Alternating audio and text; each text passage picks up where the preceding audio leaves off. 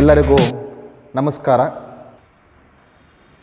ಆತ್ಮೀಯ ವಿದ್ಯಾರ್ಥಿಗಳೇ, ನನ್ನ ಹೆಸರು ರಮೇಶ್, ಭೂಗೋಳಶಾಸ್ತ್ರ ಉಪನ್ಯಾಸಕರು, Shri Jawahar education trust, Shrimati KS Nagarathnamma ಪದವಿ ಪೂರ್ವ ಕಾಲೇಜ್, ಚಾಮರಾಜನಗರ ಜಿಲ್ಲೆ. ಕರ್ನಾಟಕ ಸರ್ಕಾರ ಪದವಿ ಪೂರ್ವ ಶಿಕ್ಷಣ ಇಲಾಖೆ, ಚಾಮರಾಜನಗರ ಭೂಗೋಳಶಾಸ್ತ್ರ ಯೂಟ್ಯೂಬ್ ತರಗತಿಗೆ ತಮಗೆಲ್ಲರೂ ಕೂಡ ಆದರದ ಸ್ವಾಗತವನ್ನು ಕೊಡ್ತಾ ಇದ್ದೇನೆ. ನನಗೆ ಕೊಟ್ಟಿರುವಂತಹ ವಿಷಯ ಪ್ರಥಮ PUC ಭೂಗೋಳಶಾಸ್ತ್ರದಲ್ಲಿ ನದಿ ವ್ಯವಸ್ಥೆ ಎಂಬ ವಿಷಯವನ್ನು ನಾನು ನಿಮ್ಮ ಮುಂದೆ ಇವತ್ತು ಮಂಡಿಸಲಿದ್ದೇನೆ. ಆತ್ಮೀಯ ವಿದ್ಯಾರ್ಥಿಗಳೇ,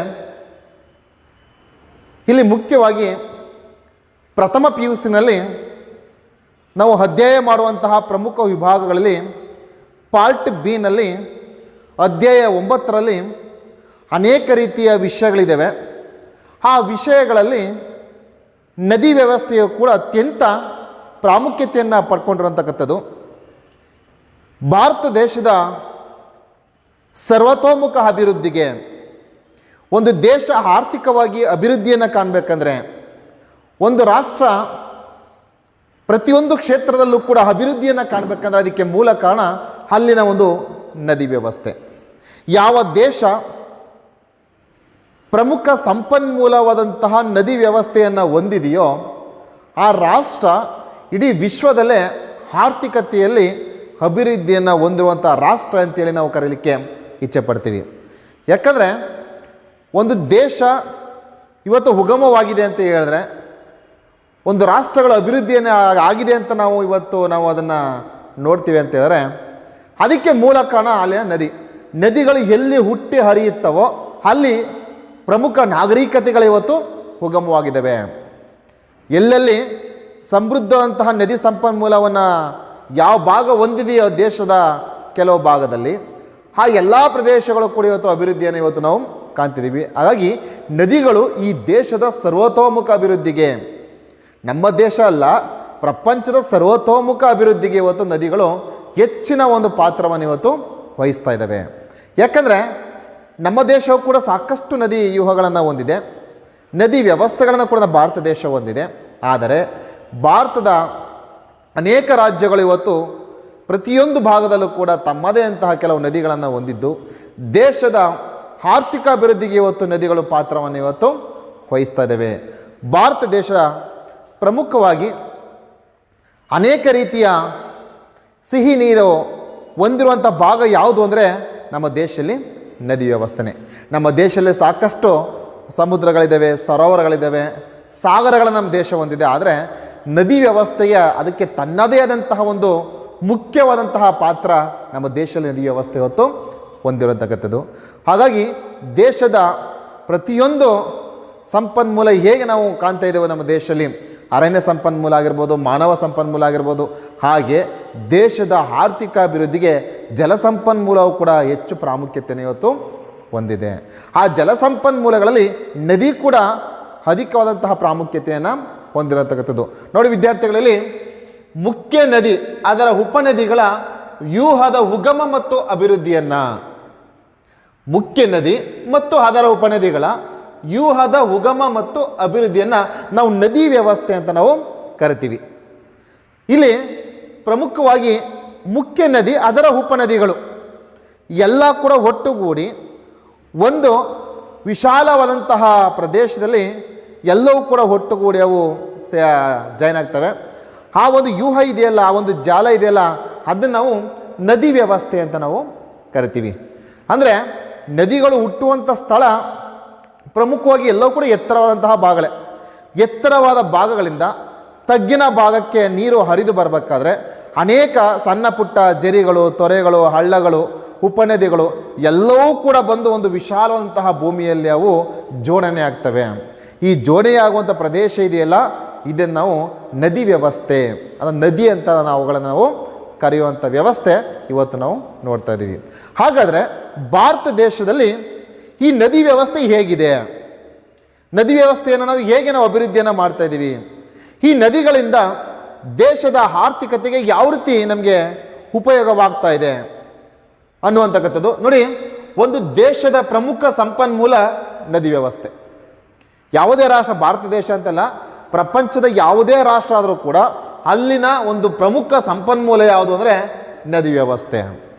ಈ ನದಿ ನೀರನ್ನು ಅಥವಾ ಈ ಒಂದು ನದಿಯಿಂದ ಹರಿದು ಬರುವಂತಹ ನೀರನ್ನು ಯಾವ ಉದ್ದೇಶಕ್ಕೋಸ್ಕರ ನಾವು ಬಳಕೆ ಮಾಡ್ಕೊತಿದೆ ಅಂದರೆ ಪ್ರಮುಖವಾಗಿ ಗೃಹ ಬಳಕೆ.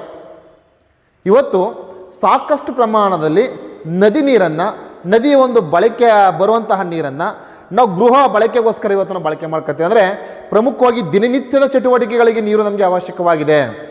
ಮಾನವನಿಗೆ ಅತ್ಯಂತ ಮೂಲಭೂತ ಸೌಕರ್ಯಗಳಲ್ಲಿ ನೀರು ಸಹ ಒಂದಾಗಿದೆ. ಅಂದರೆ ಅವನ ದಿನನಿತ್ಯ ಚಟುವಟಿಕೆಗಳು ಎನಿವನ್ ಯಾವುದಾದ್ರೂ ಕೂಡ ಆಗಿರ್ಬೋದು, ಅದಕ್ಕೆ ಪ್ರಮುಖವಾಗಿ ಗೃಹ ಬಳಕೆ ಅಂತ ಕೊಟ್ಟಿದ್ದೀವಿ. ಇಲ್ಲಿ ಗೃಹ ಬಳಕೆ ಬಳಸುವಂತಹ ಎಲ್ಲ ನೀರು ಕೂಡ ನದಿಯಿಂದ ನಮಗೆ ಸಿಗುವಂತಹ ನೀರಾಗಿದೆ. ಯಾಕಂದರೆ ಗೃಹ ಬಳಕೆಯಲ್ಲಿ ಮನೆಯನ್ನು ತೊಳೆಯಕ್ಕಾಗಿರ್ಬೋದು, ಬಟ್ಟೆ ತೊಳೆಯಕ್ಕಾಗಿರ್ಬೋದು, ಮುಖ ತೊಳೆಯಕ್ಕಾಗಿರ್ಬೋದು, ಎನಿವನ್ ಯಾವುದಾದ್ರೂ ಕೂಡ ನಾವು ಇವತ್ತು ಗೃಹ ಬಳಕೆಗೋಸ್ಕರವಾಗಿ ಇವತ್ತು ನಾವು ನೀರನ್ನು ಇವತ್ತು ನಾವು ಬಳಕೆ ಮಾಡ್ಕೊತ ಬರ್ತಾಯಿದ್ದೀವಿ. ನೆಕ್ಸ್ಟು ಕೃಷಿ ಅಭಿವೃದ್ಧಿ. ನೋಡಿ, ಒಂದು ದೇಶದ ಕೃಷಿ ಅಭಿವೃದ್ಧಿ ಆ ದೇಶದ ನದಿ ವ್ಯವಸ್ಥೆ ಮೇಲೆ ಇವತ್ತು ಇರುವಂತಕ್ಕಂಥದ್ದು. ದೇಶದಲ್ಲಿ ಕೃಷಿಯನ್ನು ನಾವು ಅಭಿವೃದ್ಧಿಯನ್ನು ಕಾಣ್ತೀವಿ. ಪ್ರಮುಖವಾಗಿ ಭತ್ತ, ಕಬ್ಬು, ರಾಗಿ, ಜೋಳ ಎನ್ನುವನ್ ಯಾವುದಾದ್ರೂ ಕೂಡ ಆಗಿರಲಿ, ನೀರು ಅವಶ್ಯಕವಾಗಿದೆ. ನೀರು ಇಲ್ಲ ಅಂತ ಹೇಳಿದ್ರೆ ನಮ್ಮ ದೇಶ ಕೃಷಿಯನ್ನು ಅಭಿವೃದ್ಧಿ ಕಾಣಲಿಕ್ಕೆ ಸಾಧ್ಯವಿಲ್ಲ. ಸಹಸ್ರಾರು ಜನ, ಇವತ್ತು ದೇಶದ ಸಾಕಷ್ಟು ಜನ ಕೃಷಿಯಲ್ಲಿ ಅಭಿವೃದ್ಧಿಯಾಗಿದ್ದಾರೆ. ನಮ್ಮ ಭಾರತ ದೇಶ ಜನ, ನಮ್ಮ ಭಾರತ ದೇಶವನ್ನು ನಾವು ಕೃಷಿ ಪ್ರಧಾನ ರಾಷ್ಟ್ರ ಅಂತ ಕೂಡ ನಾವು ಕರಿತಾ ಇದ್ದೀವಿ. ಯಾಕೆ ನಮ್ಮ ದೇಶವನ್ನು ಕೃಷಿ ಪ್ರಧಾನ ರಾಷ್ಟ್ರ ಅಂತ ನಾವು ಕರಿತಿದ್ದೀವಿ ಅಂತಂದರೆ, ನಮ್ಮ ದೇಶದಲ್ಲಿ ಸಾಕಷ್ಟು ಜನ ಇವತ್ತು ಕೃಷಿಯಲ್ಲಿ ಅಭಿವೃದ್ಧಿ ಆಗಿದ್ದಾರೆ.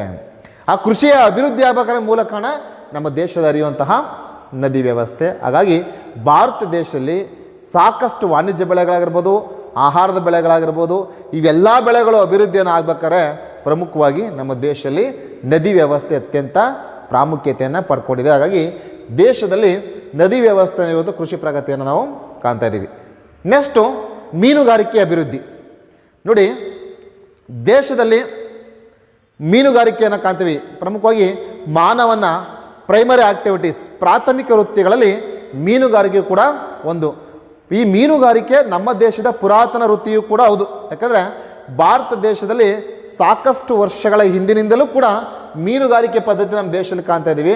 ಆ ಮೀನುಗಾರಿಕೆ ಪದ್ಧತಿ ದೇಶದ ಯಾವ ರಾಜ್ಯದಲ್ಲಾದ್ರೂ ಕೂಡ ಆಗಿರ್ಬೋದು, ಎಲ್ಲಿ ನದಿ ನೀರಿನ ವ್ಯವಸ್ಥೆ ಇರುತ್ತೋ ಅಲ್ಲಿ ನಮ್ಮ ದೇಶದಲ್ಲಿ ಮೀನುಗಾರಿಕೆ ಅಭಿವೃದ್ಧಿಯನ್ನು ನಾವು ಕಾಣ್ತಾ ಇದ್ದೀವಿ. ಪ್ರಮುಖವಾಗಿ ನೀರಿನ ಭಾಗ, ನದಿ ನೀರಿನ ಭಾಗ, ಅದು ಕೆರೆ ಆಗಿರ್ಬೋದು, ಜೆರೆ ಆಗಿರ್ಬೋದು, ತೊರೆ ಆಗಿರ್ಬೋದು, ಕಾಲುವೆ ಆಗಿರ್ಬೋದು, ಅವೆಲ್ಲಕ್ಕೂ ಮೂಲ ನದಿ ನೀರು. ಆ ನದಿ ನೀರಿನ ವ್ಯವಸ್ಥೆಯಿಂದಾಗಿ ಭಾರತ ದೇಶದಲ್ಲಿ ಇವತ್ತು ಮೀನುಗಾರಿಕೆ ಅಭಿವೃದ್ಧಿಯನ್ನು ನಮ್ಮ ದೇಶ ಇವತ್ತು ಕಾಣ್ತಾ ಇದೆ. ನೆಕ್ಸ್ಟ್ ನೀರಾವರಿ. ನೋಡಿ, ಇವತ್ತು ಪ್ರಮುಖವಾಗಿ ಅನೇಕ ನೀರಾವರಿ ಯೋಜನೆಗಳನ್ನು ಭಾರತ ದೇಶ ಇವತ್ತು ಹೊಂದಿದೆ. ಬಾಕ್ರಾನಂಗಲ್ ಆಗಿರ್ಬೋದು, ದಾಮೋದರ ಆಗಿರ್ಬೋದು, ಹೀಗೆ ಸಟ್ಲೇಜ್ ಆಗಿರ್ಬೋದು, ಸಾಕಷ್ಟು ಅಣೆಕಟ್ಟೆಗಳು ಇವತ್ತು ನಿರ್ಮಿತವಾಗಿದ್ದಾವೆ. ಅಣೆಕಟ್ಟೆಗಳನ್ನು ನಿರ್ಮಿತ ಮಾಡಿ ಬರುವಂತಹ ನದಿಗೆ ನೀರನ್ನು ಸಂಗ್ರಹ ಮಾಡಿ ಅವುಗಳ ಮೂಲಕ ನಾವು ಇವತ್ತು ನೀರನ್ನು ನಾವು ಬಳಕೆ ಮಾಡ್ಕೊತಾ ಇದ್ದೇವೆ. ಹಾಗಾಗಿ ನಾವು ನೀರಾವರಿ ಅಭಿವೃದ್ಧಿಯನ್ನು ಕಾಣ್ತಾ ಇದೆ ಅಂತ ಹೇಳಿದ್ರೆ ಅದಕ್ಕೆ ಮೂಲ ಕಾರಣ ಇವತ್ತು ನಮ್ಮ ದೇಶದಲ್ಲಿ ಇರುವಂತಹ ನದಿ ವ್ಯವಸ್ಥೆ. ಹಾಗಾಗಿ ಭಾರತ ದೇಶವು ಸಾಕಷ್ಟು ಪ್ರಮಾಣದ ನದಿ ವ್ಯವಸ್ಥೆಯನ್ನು ಇವತ್ತು ಹೊಂದಿದ್ದು ನೀರಾವರಿಗೆ ಅದು ಸಹಾಯವನ್ನು ಮಾಡ್ತಾ ಇದೆ. ಮತ್ತು ಹೈಡ್ರೋ ಎಲೆಕ್ಟ್ರಿಸಿಟಿ, ಜಲವಿದ್ಯುತ್ ಶಕ್ತಿ. ನೋಡಿ, ಜಲವಿದ್ಯುತ್ ಅಂದರೆ ರಭಸವಾಗಿ ಹರಿಯುವಂತಹ ನೀರು ಎತ್ತರ ಪ್ರದೇಶದಿಂದ ತಗ್ಗಿನ ಪ್ರದೇಶಕ್ಕೆ ಬಿದ್ದಾಗ ಟರ್ಬೈನ್ಗಳ ಮೂಲನ ಅಳವಡಿಸಿ ಅವುಗಳ ಮೂಲಕ ಇವತ್ತು ಜಲವಿದ್ಯುತ್ ಶಕ್ತಿಯನ್ನು ನಮ್ಮ ದೇಶ ಇವತ್ತು ಪ್ರೊಡ್ಯೂಸ್ ಮಾಡ್ತಾ ಇದೆ. ನಮ್ಮ ದೇಶ ಇವತ್ತು ಅಭಿವೃದ್ಧಿಯನ್ನು ಇವತ್ತು ಜಲವಿದ್ಯುತ್ತಿನ ಅಭಿವೃದ್ಧಿಯನ್ನು ಮಾಡ್ತಾ ಇದೆ. ಹಾಗಾಗಿ ಭಾರತ ದೇಶ ಸಾಕಷ್ಟು ಪ್ರಮಾಣದಲ್ಲಿ ಇವತ್ತು ಜಲವಿದ್ಯುತ್ ಶಕ್ತಿಯನ್ನು ಉತ್ಪಾದನೆ ಮಾಡ್ತಾ ಇದೆ. ಜಲವಿದ್ಯುತ್ ಶಕ್ತಿಯನ್ನು ಉತ್ಪಾದನೆ ಮಾಡ್ತಾ ಇದೆ ಅಂತ ಹೇಳಿದ್ರೆ ಅದಕ್ಕೆ ಮೂಲ ಕಾರಣ ನದಿ ನೀರಿನ ವ್ಯವಸ್ಥೆ. ನದಿ ನೀರು ಹರಿದು ಬರಬೇಕಾದ್ರೆ ಎತ್ತರವಾದ ಪ್ರದೇಶದಿಂದ ತಗ್ಗಿನ ಪ್ರದೇಶ ಕಡೆಗೆ ನೀರು ಬಿದ್ದಾಗ ಅವುಗಳ ಮೂಲಕ ನಮ್ಮ ದೇಶ ಇವತ್ತು ಜಲವಿದ್ಯುತ್ ಶಕ್ತಿಯನ್ನು ಉತ್ಪಾದನೆ ಮಾಡ್ತಾ ಇದೆ. ಮತ್ತು ಕೈಗಾರಿಕೆ. ನೋಡಿ, ನಮ್ಮ ರಾಷ್ಟ್ರದಲ್ಲಿ ಸಹಸ್ರಾರು ಕೈಗಾರಿಕೆ, ಸಾಕಷ್ಟು ಕೈಗಾರಿಕೆಗಳನ್ನು ಹೊಂದಿರುವಂಥ ರಾಷ್ಟ್ರ ನಮ್ಮ ಭಾರತ ದೇಶ. ಈ ಭಾರತ ದೇಶದಲ್ಲಿ ವಿವಿಧ ರೀತಿಯ ಕೈಗಾರಿಕೆಗಳನ್ನು ನಮ್ಮ ದೇಶ ಇವತ್ತು ಹೊಂದಿದೆ. ಸಿಮೆಂಟ್ ಆಗಿರ್ಬೋದು, ಕಬ್ಬಿಣ ಆಗಿರ್ಬೋದು, ಉಕ್ಕು ಕೈಗಾರಿಕೆ ಆಗಿರ್ಬೋದು, ಹತ್ತಿಬಟ್ಟೆ ಕೈಗಾರಿಕೆ ಆಗಿರ್ಬೋದು, ಸಕ್ಕರೆ ಕೈಗಾರಿಕೆ ಆಗ್ಬೋದು, ಯಾವುದೇ ಕೈಗಾರಿಕೆಗಳನ್ನು ಅಭಿವೃದ್ಧಿ ಮಾಡಲಿಕ್ಕೆ ಪ್ರಮುಖ ಮೂಲ ಕಾರಣ ನೀರಿನ ವ್ಯವಸ್ಥೆ ಅತ್ಯಂತ ಪ್ರಾಮುಖ್ಯತೆಯನ್ನು ಕೊಡಬೇಕು. ಅದರಲ್ಲೂ ಕೂಡ ನದಿಗಳು ಎಲ್ಲಿ ಉಗಮವಾಗಿರ್ತವೋ, ನದಿಗಳು ಎಲ್ಲಿ ಹರಿತಾ ಇರ್ತವೋ ಆ ಪ್ಲೇಸಲ್ಲಿ ಮಾತ್ರ ನಮ್ಮ ದೇಶ ಕೈಗಾರಿಕೆ ಅಭಿವೃದ್ಧಿ ಆಗಲಿಕ್ಕೆ ಸಾಧ್ಯ. ಯಾಕಂದರೆ ನೀರು ಇವತ್ತು ಅತ್ಯವಶ್ಯಕ. ಕೈಗಾರಿಕೆಗಳು ಅಭಿವೃದ್ಧಿ ಆಗಬೇಕಾದ್ರೆ ಇವತ್ತು ನೀರು ನಮಗೆ ಬೇಕಾಗಿರತಕ್ಕಂಥದ್ದು. ಹಾಗಾಗಿ ಕೈಗಾರಿಕೆ ಅಭಿವೃದ್ಧಿಯು ಕೂಡ ಹೆಚ್ಚು ಪ್ರಾಮುಖ್ಯತೆಯನ್ನು ಪಡ್ಕೊಂಡಿದೆ. ಪ್ರಮುಖವಾಗಿ ಮನೋರಂಜನೆ ನೋಡಿ, ನದಿ ನೀರಿನಿಂದ ಸಾಕಷ್ಟು ಮನೋರಂಜನೆಯನ್ನು ಕೂಡ ನಾವು ಕಾಣ್ತಾ ಇದ್ದೀವಿ. ಯಾಕಂದರೆ ಫಾರ್ ಎಕ್ಸಾಂಪಲ್ KRS ಕೃಷ್ಣರಾಜಸಾಗರ ಅಣೆಕಟ್ಟಿನಲ್ಲಿ ವಿವಿಧ ರೀತಿಯ ನೀರು ಚಿಮ್ಮಿಸುವಂಥ ಪ್ರಕ್ರಿಯೆ ಆಗಿರ್ಬೋದು, ಅಲ್ಲಿ ಬೋಟಿಂಗ್ ಆಗಿರ್ಬೋದು, ಮತ್ತು ಜಲಕ್ರೀಡೆಗಳಾಗಿರ್ಬೋದು, ಹೀಗೆ ಮನೋರಂಜನೆಗೂ ಕೂಡ ಇವತ್ತು ಪ್ರಮುಖವಾಗಿ ನಮ್ಮ ದೇಶದ ನದಿ ವ್ಯವಸ್ಥೆಗಳು ಪ್ರಾಮುಖ್ಯತೆಯನ್ನು ಇವತ್ತು ಹೊಂದಿರತಕ್ಕಂಥದ್ದು. ಹಾಗಾಗಿ ಭಾರತ ದೇಶ ಸಾಕಷ್ಟು ಪ್ರಮಾಣದಲ್ಲಿ ವಿವಿಧ ರೀತಿಯ ಮನೋರಂಜನಾ ಕಾರ್ಯಕ್ರಮಗಳ ಜೊತೆಗೆ ಇವೆಲ್ಲ ಅಂಶಗಳನ್ನು ಕೂಡ ಇವತ್ತು ನಮ್ಮ ದೇಶ ಇವತ್ತು ನದಿ ವ್ಯವಸ್ಥೆಯಲ್ಲಿ ನಮ್ಮ ದೇಶ ಇವತ್ತು ಕಾಣ್ತಾ ಇದ್ದೀವಿ. ಹೀಗೆ ಭಾರತದ ನದಿ ವ್ಯವಸ್ಥೆಯನ್ನು, ಭಾರತ ದೇಶವು ಹೊಂದಿರುವಂತಹ ನದಿ ವ್ಯವಸ್ಥೆಯನ್ನು ನಾವು ಎರಡು ಭಾಗಗಳ ವಿಭಾಗ ಮಾಡಿದ್ದೀವಿ. ಒಂದು ಹಿಮಾಲಯದ ನದಿಗಳು ಅಥವಾ ಉತ್ತರ ಭಾರತ ನದಿಗಳು, ಮತ್ತೊಂದು ಪರ್ಯಾಯ ಪ್ರಸ್ಥಭೂಮಿ ಅಥವಾ ದಕ್ಷಿಣ ಭಾರತ ನದಿಗಳು ಅಂತೇಳಿ ಭಾರತ ದೇಶದಲ್ಲಿ ಹುಟ್ಟಿ ಹರಿಯುವಂತಹ ನದಿ ವ್ಯೂಹವನ್ನು, ನದಿ ಭಾಗಗಳನ್ನು ನಾವು ಎರಡು ಭಾಗಗಳ ವಿಭಾಗ ಮಾಡಿದ್ದೀವಿ. ಸೊ ಉತ್ತರದಲ್ಲಿ ಹರಿಯುವಂಥ ನದಿಗಳು ಮತ್ತು ದಕ್ಷಿಣದಲ್ಲಿ ಹರಿಯುವಂತಹ ಪ್ರಮುಖ ನದಿಗಳು.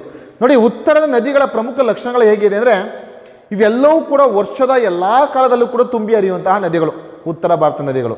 ಯಾಕೆಂದರೆ ಮಳೆಗಾಲದಲ್ಲಿ ಮಳೆ ನೀರಿನಿಂದ ಉತ್ತರ ಭಾರತ ನದಿಗಳು ತುಂಬಿ ಹರಿತಾ ಇರ್ತವೆ. ಬೇಸಿಗೆಯಲ್ಲಿ ಹಿಮ ಕರಗಿ ನೀರಾಗಿ ಹರಿಯುವುದರಿಂದ ಉತ್ತರ ಭಾರತ ನದಿಗಳು ತುಂಬ ವಿಶಾಲವಾಗಿ ಇವತ್ತು ಹರಿತಾ ಇದ್ದಾವೆ. ಉತ್ತರ ಭಾರತ ನದಿಗಳೆಲ್ಲವೂ ಕೂಡ ವಿಶಾಲವಾದಂತಹ ಮೈದಾನದಲ್ಲಿ ಇವತ್ತು ಹುಟ್ಟು ಹರಿಯುವಂತಹ ನದಿಗಳು. ಮತ್ತು ಈ ಉತ್ತರ ಭಾರತ ನದಿಗಳೆಲ್ಲವೂ ಕೂಡ ಹಿಮಾಲಯದಲ್ಲಿ ಹುಟ್ಟಿ ಹರಿಯುವಂಥ ಪ್ರಮುಖವಾದಂತಹ ನದಿಗಳು. ಹಾಗಾಗಿ ಭಾರತ ದೇಶದ ಪ್ರಮುಖ ಈ ನದಿ ವ್ಯವಸ್ಥೆಯಲ್ಲಿ, ಭಾರತ ದೇಶದ ಈ ಮುಖ್ಯ ನದಿ ವ್ಯೂಹಗಳಲ್ಲಿ ನಾವು ಉತ್ತರ ಭಾರತ ನದಿಗಳು ಸಾಕಷ್ಟು ಪ್ರಾಮುಖ್ಯತೆಯನ್ನು ಪಡೆದಿರತಕ್ಕಂಥದ್ದು. ಮತ್ತು ಉತ್ತರ ಭಾರತ ನದಿಗಳು ಹರಿಯುವ ದಿಕ್ಕಿನೆಲ್ಲೆಡೆ ಯಾವ ಭಾಗದಲ್ಲಿ ಉತ್ತರ ಭಾರತ ನದಿಗಳು ಹರಿತಾ ಇದ್ದಾವೋ ಅವೆಲ್ಲವೂ ಕೂಡ ಪ್ರಸಿದ್ಧವಾದಂತಹ ರಾಜ್ಯಗಳು, ಪ್ರಸಿದ್ಧವಾದಂಥ ಪುಣ್ಯಕ್ಷೇತ್ರಗಳು, ಪ್ರಸಿದ್ಧವಾದಂತಹ ಕೃಷಿ ಅಭಿವೃದ್ಧಿಯನ್ನು ಮತ್ತು ಸಾಕಷ್ಟು ಕೈಗಾರಿಕೆಗಳನ್ನು ಹೊಂದಿರುವಂಥ ಪ್ಲೇಸು ಪ್ರಮುಖವಾಗಿ ಉತ್ತರ ಭಾರತ ನದಿಗಳು ಹರಿಯುವಂತಹ ಸ್ಥಳಗಳಲ್ಲಿ ನಾವು ಇವತ್ತು ನಮ್ಮ ದೇಶ ಇವತ್ತು ಕಾಣ್ತಾ ಇದೆ. ಹಾಗಾಗಿ ಈ ಉತ್ತರ ಭಾರತದ ನದಿಗಳ ಪ್ರಮುಖ ವಿಧಗಳು ಯಾವುದು ಹಾಗಾದರೆ ಅಂದರೆ, ಫಸ್ಟ್ ಒನ್ ಸಿಂಧು ನದಿ, ಗಂಗಾ ನದಿ ಮತ್ತು ಬ್ರಹ್ಮಪುತ್ರ ನದಿಗಳು. ನೋಡಿ, ದೇಶದ ಉತ್ತರ ಭಾರತ ನದಿಗಳ ಬಗ್ಗೆ ನಾವು ಅಧ್ಯಯನ ಮಾಡೋದು. ಉತ್ತರ ಭಾರತದ ಪ್ರಮುಖ ನದಿಗಳಲ್ಲಿ ಸಿಂಧು ನದಿ, ಗಂಗಾ ನದಿ ಮತ್ತು ಬ್ರಹ್ಮಪುತ್ರ ನದಿಗಳು ಸಾಕಷ್ಟು ಪ್ರಾಮುಖ್ಯತೆಯನ್ನು ಹೊಂದಿರುವಂಥ ನದಿಗಳು. ನಮ್ಮ ದೇಶದಲ್ಲಿ ಹುಟ್ಟಿ ಹರಿಯುವಂತಹ ಉತ್ತರ ಭಾರತ ನದಿಗಳು ಇವೆಲ್ಲವೂ ಕೂಡ, ಅದರಲ್ಲೂ ಕೂಡ ಪ್ರಮುಖವಾಗಿ ಸಿಂಧು ನದಿ. ನೋಡಿ, ನಮ್ಮ ದೇಶದ ಉತ್ತರ ಭಾರತದ ನದಿಗಳಲ್ಲೇ ಸಿಂಧು ನದಿ ಹೆಚ್ಚು ಪ್ರಾಮುಖ್ಯತೆಯನ್ನು ಪಡೆದಿರುವಂತಹ ನದಿ. ಇದು ಅತಿ ಮುಖ್ಯವಾದಂಥ ಪ್ರಾಚೀನವಾದಂತಹ ನದಿ. ನಮ್ಮ ದೇಶದಲ್ಲಿ ಅತ್ಯಂತ ಮುಖ್ಯವಾದಂತಹ ಅತಿ ಪ್ರಾಚೀನವಾದಂತಹ ನದಿ ಯಾವುದು ಅಂತ ಹೇಳಿದ್ರೆ, ನಮ್ಮ ದೇಶದಲ್ಲಿ ಉತ್ತರ ಭಾರತ ನದಿಗಳಲ್ಲಿ ಸಿಂಧು ನದಿ ಒಂದು ಅತಿ ಮುಖ್ಯವಾದಂತಹ ನದಿಯಾಗಿದೆ. ಈ ನದಿ ಹಿಮಾಲಯ ಪರ್ವತದ ಕೈಲಾಸ ಪರ್ವತ 6714 ಮೀಟರ್ ಎತ್ತರದಲ್ಲಿ ಇದು ಉಗಮವನ್ನು ಹೊಂದುವಂತಹ ನದಿ.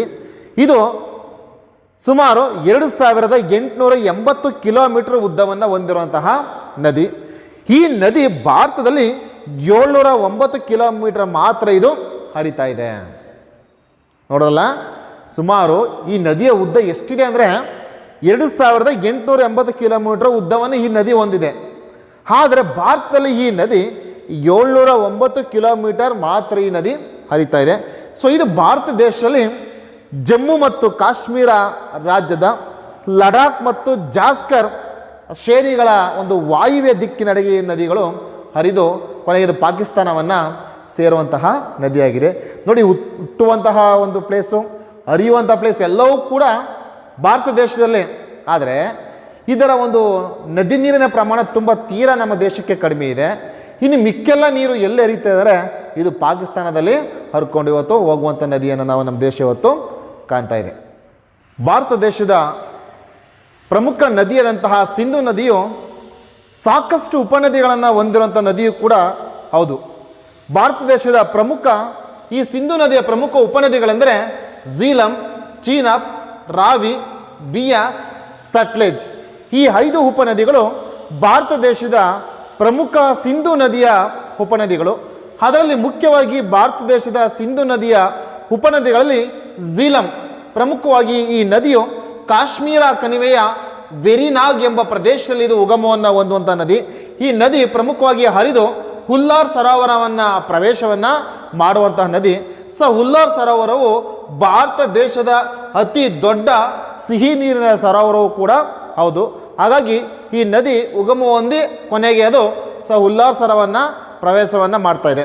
ನೆಕ್ಸ್ಟು ಸಿಂಧು ನದಿಯ ಪ್ರಮುಖ ಉಪನದಿಗಳಲ್ಲಿ ಚೀನಾಬ್. ಈ ನದಿಯು ಹಿಮಾಚಲ ಪ್ರದೇಶದ ಚಂದ್ರಭಾಗ ಎಂಬ ಪ್ರದೇಶದಲ್ಲಿ ಉಗಮವನ್ನು ಹೊಂದಿ ಇದಕ್ಕೆ ಅನೇಕ ರೀತಿಯ ಜಲವಿದ್ಯುತ್ ಕೇಂದ್ರಗಳನ್ನು ಇವತ್ತು ನಿರ್ಮಿತ ಮಾಡಿದ್ದಾರೆ.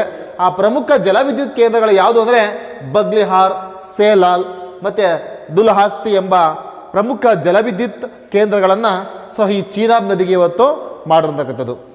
ನಂತರ ರಾವಿ, ಇದು ರೋಹ್ಟಾಂಗ್ ಎಂಬ ಕಣಿವೆಯಲ್ಲಿ ಕುಲು ಬೆಟ್ಟದಲ್ಲಿ ಉಗಮವನ್ನು ಹೊಂದುವಂತಹ ನದಿ. ಪ್ರಮುಖ ಸಿಂಧು ನದಿಯ ಉಪನದಿಗಳಲ್ಲಿ ರಾವಿಯೂ ಕೂಡ ಪ್ರಮುಖ ಪಾತ್ರವನ್ನು ವಹಿಸಿಕೊಂಡಿರತಕ್ಕಂಥದ್ದು. ಈ ನದಿ ರೋಹ್ಟಾಂಗ್ ಕಣಿವೆಯಲ್ಲಿನ ಕುಲು ಬೆಟ್ಟದಲ್ಲಿ ಇದು ಉಗಮ ಹೊಂದುವಂತಹ ನದಿ. ನಂತರ ಬಿಯಾಸ್, ಇದು ಕುಲು ಸಮೀಪದ ಬಿಯಾಸ್ ಕುಂಡ್ ಎಂಬ ಪ್ರದೇಶದಲ್ಲಿ ಉಗಮ ಹೊಂದುವಂತಹ ಪ್ರಮುಖ ಸಿಂಧು ನದಿಯ ಉಪನದಿ. ನೋಡಿ, ಈ 4 ಉಪನದಿಗಳಿಗಿಂತ ಅತ್ಯಂತ ಹೆಚ್ಚು ಪ್ರಾಮುಖ್ಯತೆಯನ್ನು ಪಡೆದಿರುವಂತಹ ಸಿಂಧು ನದಿಯ ಪ್ರಮುಖ ಉಪನದಿ ಎಂದರೆ ಸಟ್ಲೇಜ್ ನದಿ. ನೋಡಿ, ಈ ನದಿ ಪ್ರಮುಖವಾಗಿ ನಮ್ಮ ದೇಶದ ಪ್ರಮುಖ ಭಾಗದಲ್ಲಿ ಈ ನದಿಯನ್ನು ನಾವು ಇವತ್ತು ಕಾಣ್ತಾ ಇದ್ದೀವಿ. ಇದು ಚೀನಾದಲ್ಲಿರುವ ರಾಕೋಸ್ ಸರೋವರದಲ್ಲಿ ಉಗಮ ಹೊಂದುವಂತಹ ನದಿ. ಭಾರತ ದೇಶದ ಪ್ರಮುಖ ಭಾರತದ ಆಚಿನ ಪ್ರದೇಶಗಳಲ್ಲಿ ಉಗಮ ಹೊಂದುವಂತಹ ಏಕೈಕ ನದಿ ಯಾವುದು ಅಂದರೆ ಸಟ್ಲೇಜ್ ನದಿ. ನೋಡಿ, ಇದು ಚೀನಾದಲ್ಲಿರುವ ರಾಕೋಸ್ ಸರೋವರದಲ್ಲಿ ಉಗಮ ಹೊಂದುವಂತಹ ನದಿ. ಇದು ಸಿಂಧು ನದಿ ಜೊತೆಗೆ ಜಾಯಿನ್ ಆಗ್ತಾ ಇದೆ.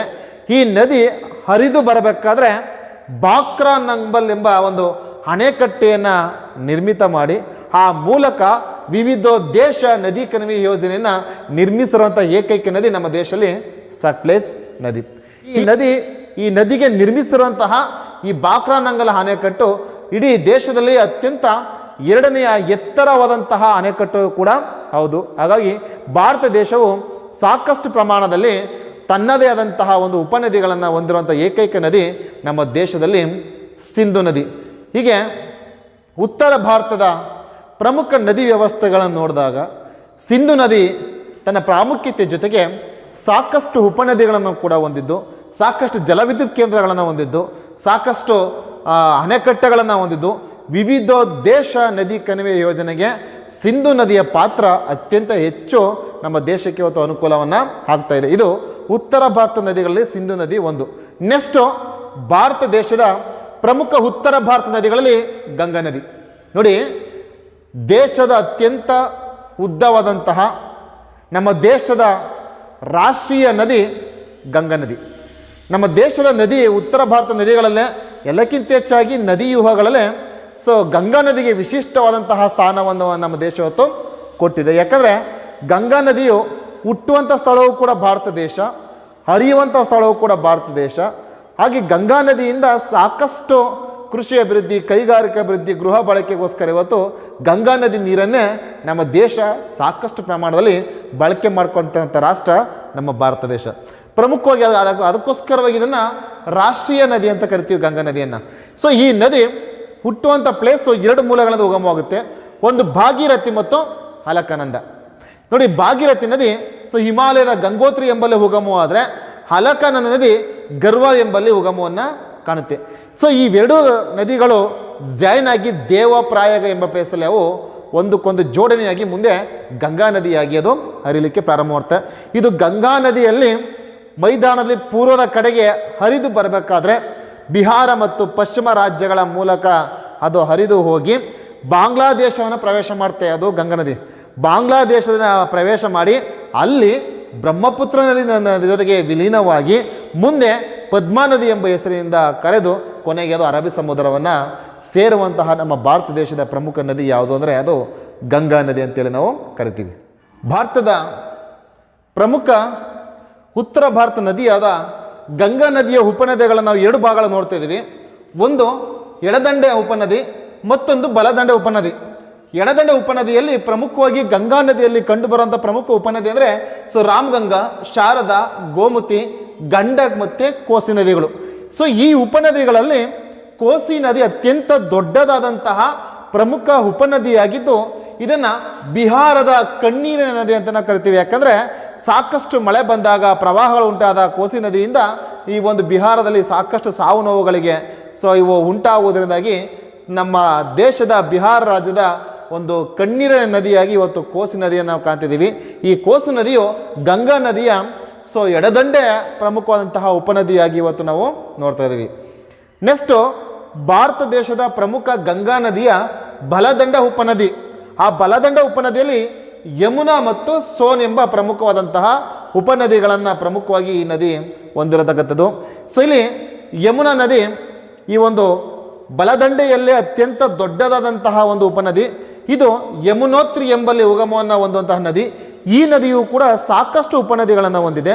ಅವುಗಳಲ್ಲಿ ಪ್ರಮುಖವಾಗಿ ಚಂಬಲ್, ಸಿಂಧ್ ಮತ್ತು ಬೆಟ್ವಾ ಎಂಬ ಪ್ರಮುಖ ಉಪನದಿಗಳನ್ನು ಯಮುನಾ ನದಿ ಇವತ್ತು ಹೊಂದಿರತಕ್ಕಂಥದ್ದು. ಗಂಗಾ ನದಿಯ ಪ್ರಮುಖ ಉಪನದಿಗಳಲ್ಲೇ ಯಮುನಾ ನದಿ ಕೂಡ ಅತ್ಯಂತ ಪ್ರಾಮುಖ್ಯತೆಯನ್ನು ಪಡ್ಕೊಳ್ತಕ್ಕಂಥದ್ದು. ನಂತರ ದಾಮೋದರ ನದಿ, ಇದು ಚೋಟನಾಗಪುರ ಪ್ರಸ್ಥಭೂಮಿಯಲ್ಲಿ ಉಗಮ ಹೊಂದುವಂಥ ನದಿ. ಇದು ಪಶ್ಚಿಮ ಬಂಗಾಳದ ಕಣ್ಣೀರಿನ ನದಿ ಅಂತೇಳಿ ಇದನ್ನು ಕರಿತೀವಿ. ಈ ದಾಮೋದರ ನದಿಗೆ ಒಂದು ಅಣೆಕಟ್ಟೆಯನ್ನು ನಿರ್ಮಿತ ಮಾಡಿದರೆ DVC, ದಾಮೋದರ ವ್ಯಾಲಿ ಕಾರ್ಪೊರೇಷನ್, ಪ್ರಮುಖವಾಗಿ ದಾಮೋದರ ಕಣಿವೆ ಯೋಜನೆ ಅಂತೇಳಿ ಪ್ರಮುಖವಾಗಿ ಈ ನದಿಗಳಿಗೆ ನಾವು ಉಪನದಿಗಳನ್ನು ಇವತ್ತು ನಾವು ಕಾಣ್ತಾ ಇದ್ದೀವಿ. ಹಾಗಾಗಿ ಭಾರತ ದೇಶದಲ್ಲಿ ಗಂಗಾ ನದಿಯ ಪ್ರಮುಖ ನದಿ ಮತ್ತು ಅವುಗಳ ಒಂದು ಉಪನದಿಗಳ ಅಧ್ಯಯನ ನಂತರ ಪ್ರಮುಖವಾಗಿ ಭಾರತ ದೇಶದಲ್ಲಿ ಕಂಡುಬರುವಂಥ ಪ್ರಮುಖ ಉತ್ತರ ಭಾರತದ ನದಿಗಳಲ್ಲಿ ಕೊನೆಯ ನದಿ ಬ್ರಹ್ಮಪುತ್ರ ನದಿ. ಪ್ರಪಂಚದಲ್ಲಿಯೇ ಪ್ರಮುಖ ಅತಿ ಉದ್ದವಾಗಿರುವಂತಹ ನದಿಗಳಲ್ಲಿ ಭಾರತ ದೇಶದಲ್ಲಿ ಬ್ರಹ್ಮಪುತ್ರ ನದಿಯು ಕೂಡ ಒಂದು. ಪ್ರಪಂಚದ ಸಾಕಷ್ಟು ನದಿಗಳು ಉದ್ದವಾಗಿದೆ ಪ್ರಪಂಚದಲ್ಲಿ. ಆ ನದಿಗಳಲ್ಲಿ ಬ್ರಹ್ಮಪುತ್ರ ನದಿಯು ಕೂಡ ಒಂದು. ಇದು ಮಾನಸ ಸರೋವರ, ಚೀನಾದಲ್ಲಿ ಕಂಡುಬರುವಂತಹ ಮಾನಸ ಸರೋವರದ ಸೆಮಯಂಗ್ ಡಂಗ್ ಎಂಬ ಪ್ರದೇಶದಲ್ಲಿ ಹುಟ್ಟುವಂತಹ ನದಿ ಬ್ರಹ್ಮಪುತ್ರ ನದಿ. ಇದನ್ನು ಚೀನಾದಲ್ಲಿ ಸಾಂಗ್ಪೋ ಎಂಬ ಹೆಸರಿನಿಂದ ಈ ನದಿಯನ್ನು ಕರೆಯುವಂತಕ್ಕಂಥದ್ದು. ಚೀನಾದಲ್ಲಿ ಈ ನದಿಯನ್ನು ಪ್ರಮುಖವಾಗಿ ಸಾಂಗ್ಪೋ ಎಂಬ ಹೆಸರಿನಿಂದ ಕರೀತಾ ಇದ್ದಾರೆ.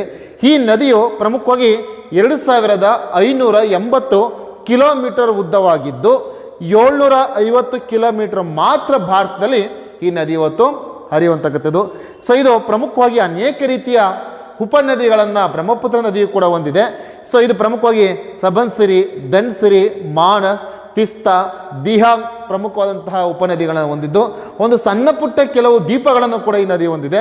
ಆ ದ್ವೀಪಗಳಲ್ಲಿ ಪ್ರಮುಖವಾಗಿ ಮಜೂಲಿ ಎಂಬ ದ್ವೀಪವನ್ನು ಬ್ರಹ್ಮಪುತ್ರ ನದಿ ಹೊಂದಿದ್ದು ಇದು ಅಸ್ಸಾಂ ರಾಜ್ಯದಲ್ಲಿ ಕಂಡುಬರುವಂಥ ಪ್ರಮುಖ ಸಣ್ಣ ಪುಟ್ಟ ದ್ವೀಪವಾಗಿದೆ. ಹೀಗಾಗಿ ಭಾರತ ದೇಶದ ಪ್ರಮುಖ ಈ ನದಿಗಳಲ್ಲಿ ಉತ್ತರ ಭಾರತದ ನದಿಗಳ ಬಗ್ಗೆ ಈಗ ಅಧ್ಯಯನ ಮಾಡಿದ್ದೀವಿ.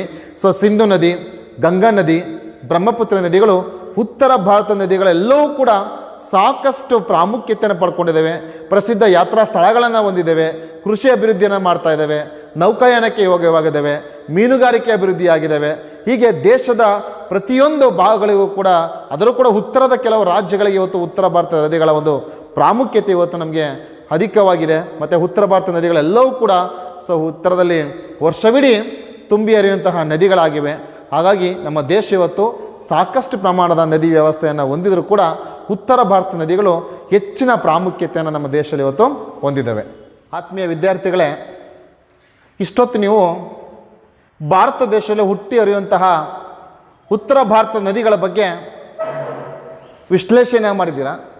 ಅದಕ್ಕೆ ಸಂಬಂಧಪಟ್ಟಂತಹ ಯಾವ ರೀತಿ ಪ್ರಶ್ನೆಗಳನ್ನು PU ವಿಭಾಗದವರು ನಿಮಗೆ ಕೇಳ್ಬೋದು ಅಂದರೆ ಇಲ್ಲಿ ಪ್ರಶ್ನೆಗಳಲ್ಲಿ ಮೊದಲ ಪ್ರಶ್ನೆ ಗಂಗಾ ನದಿಯ ಪ್ರಮುಖ ಉಪನದಿಗಳು ಯಾವುದು ಅಂತ ಕೇಳ್ತಾನೆ. ಹಾಗೆ ಎರಡನೇ ಪ್ರಶ್ನೆ ಭಾರತದ ರಾಷ್ಟ್ರೀಯ ನದಿ ಯಾವುದು ಅಂತ ಕೇಳ್ತಾರೆ. ಮೂರನೇ ಪ್ರಶ್ನೆ ಭಾರತದ ನದಿ ವ್ಯವಸ್ಥೆಯನ್ನು ವಿವರಿಸಿ.